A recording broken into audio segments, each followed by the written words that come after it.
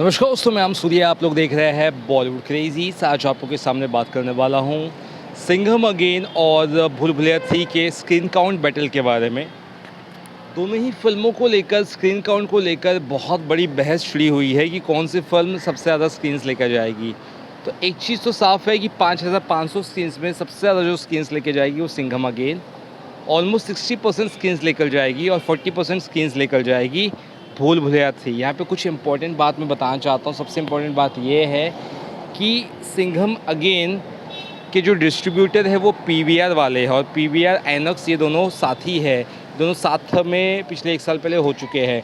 यानी कि पीवीआर और आइनॉक्स, ये जो मल्टीप्लेक्स चैन है इंडिया के, वन ऑफ द टॉप बड़े मल्टीप्लेक्स चैनल्स है, वो जो स्क्रीन्स शेयर कर रहे हैं वो 60% स्क्रीन्स वो सिंघम अगेन को दे रहे हैं और 40% भूल भुलैया 3 को।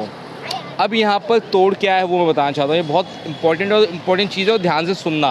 वो ये है कि सिनेपोलिस ये डील कर रहा है कि वो 45% स्क्रीन्स दे भूल भुलैया 3 को और 55% रहे सिंघम अगेन के पास। यहाँ तक तो आपको क्लियर हो गया होगा। लेकिन ट्विस्ट यहाँ पर ये है कि जो लोग भूल भुलैया 3 को डिस्ट्रीब्यूट कर रहे हैं वही लोग हिंदी मार्केट में पुष्पा 2 को भी डिस्ट्रीब्यूट करने वाले हैं। यानी कि इसका मतलब ये है कि अगर कोई भी मल्टीप्लेक्सेस वाला भूल भुलैया 3 को ज़्यादा इज्जत या ज़्यादा तवज्जो या ज़्यादा स्क्रीन्स अगर नहीं देगा तो उसको पुष्पा 2 नहीं मिलने वाली। यानी कि सीधी बात ये है कि जो थिएटर वाले हैं, जो फिल्म दिखाने वाले हैं, उनके ऊपर एक बहुत ही बड़ा सरदर्द है। सिंघम अगेन वो दिखाएंगे, सीधी बात है, लेकिन उन्हें भूल भुलैया 3 भी मजबूरन दिखानी है।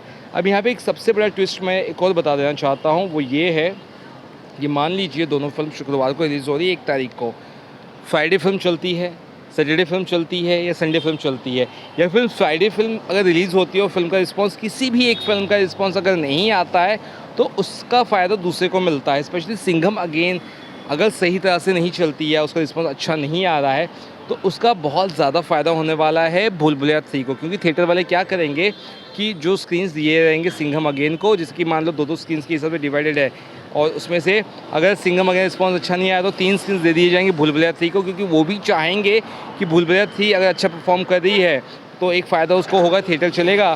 दूसरा फ़ायदा ये होगा कि जो प्रोड्यूसर्स है या जो डिस्ट्रीब्यूटर है भूल भुलैया 3 का, वो उन्हें पुष्पा 2 भी दे देगा खुशी। तो यानी कि कुल मिलाकर बात ये है, सिंपल सा लॉजिक ये है कि फ़िलहाल एडवांटेज जो है वो सिंघम अगेन की फेवर में है।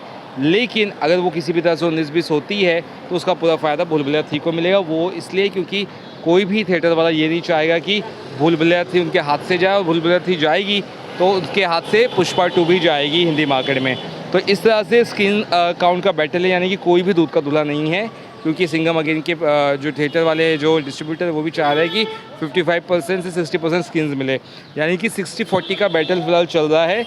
देखते हैं। और फिलहाल एकदम अगर सिंगल स्क्रीन्स की बात करो, सिंगल स्क्रीन्स 50-50% पे ही है फ़िलहाल। यानी कि सिंगल स्क्रीन्स के पास जैसे 4 शोज़ है तो वो आधा शो देना चाहते हैं इसको भूल भुलैया 3 को, आधा शो देना चाहते हैं सिंघम अगेन को। तो कुल मिलाकर बात ये है, सिंगल स्क्रीन्स 50-50% पे डील कर रहे हैं, वहीं मल्टीप्लेक्सेस 40 और 60% पे, जहाँ 40% भूल भुलैया का और 60% सिंघम अगेन का। चलिए फिलहाल कितना ही वीडियो अच्छा चैनल को जरूर सब्सक्राइब करिएगा।